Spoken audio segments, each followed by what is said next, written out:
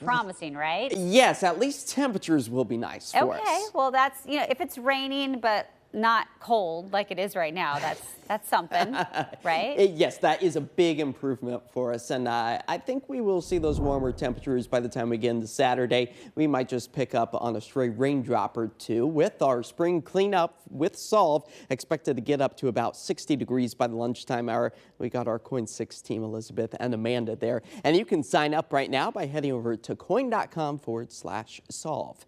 As far as the winter-like conditions go, still holding steady up in elevation where we currently stand at 24 degrees with just a few snowflakes coming down over Mount Hood Meadows after seeing a nice amount of accumulation over the past 24 hours for our skiers and snowboarders alike, helping to kind of prolong that ski season for us well into the month of April, as we've been sitting well below average for the Portland metro area almost every single day so far this month, with the exception of last Friday where we managed to warm up to about 62 degrees. That was just a degree at or above where we were supposed to be, but for the entirety of the month sitting about 6 degrees below where we should be. And that makes this a very chilly April. So you're not out of the realm of thinking you might be crazy of how cold it's been, because this is our 8th coldest month of April already seen across the region as we hold steady on the chilly side. 48 degrees is where we currently sit out at PDX, and those on again, off again rain showers a possibility well into the afternoon hours and into our evening, where the chance for a thunderstorm or two is still a very real possibility.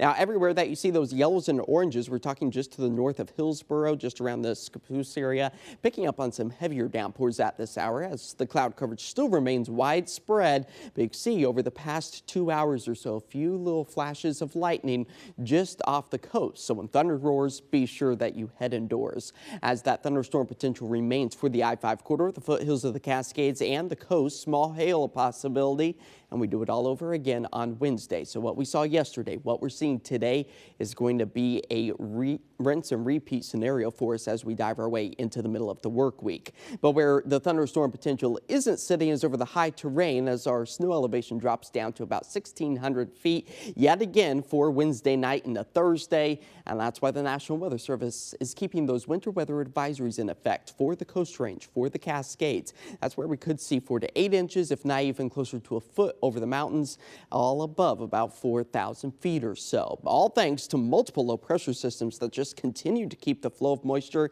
into the Pacific Northwest. We will slowly start to dry things out for the first half of the day on Thursday before our next front starts to push the moisture back in, and then we gradually start to warm things up as we enter into the warm sector of our next storm, just in time for Saturday, and then we cool things off again and bring back that rain potential by Sunday. So here it is, all timed out, those southwesterly winds helping to keep our temperatures on the mild side, at least through the overnight hours, as we see those hit and miss showers continue well into the afternoon, evening. You'll notice some of those yellows and oranges, a good indication of the thunderstorm potential we'll see well into Wednesday afternoon before we dry things out Wednesday night into Thursday morning. Again, Thursday likely going to be one of our drier days of the week until we get to the evening hours. That's when that next front ushers in the next round of wet weather.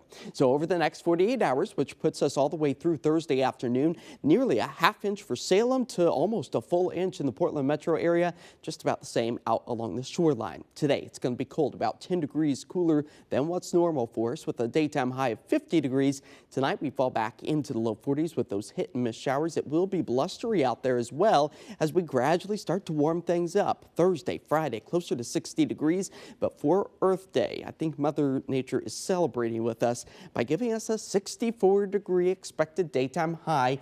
Again, those rain showers are going to be far and few between before they start to ramp back up again on Sunday, and then drier with more seasonal-like temperatures in the upper 50s for the beginning of next week. So there is hope on the horizon for us. Sure. I know you said Wednesday, so tomorrow is the day where the models sort to kind of cement what's going to happen? Yes. So tomorrow we'll really have a good idea of how our weekend is setting up. Okay. Well, I guess hump day is the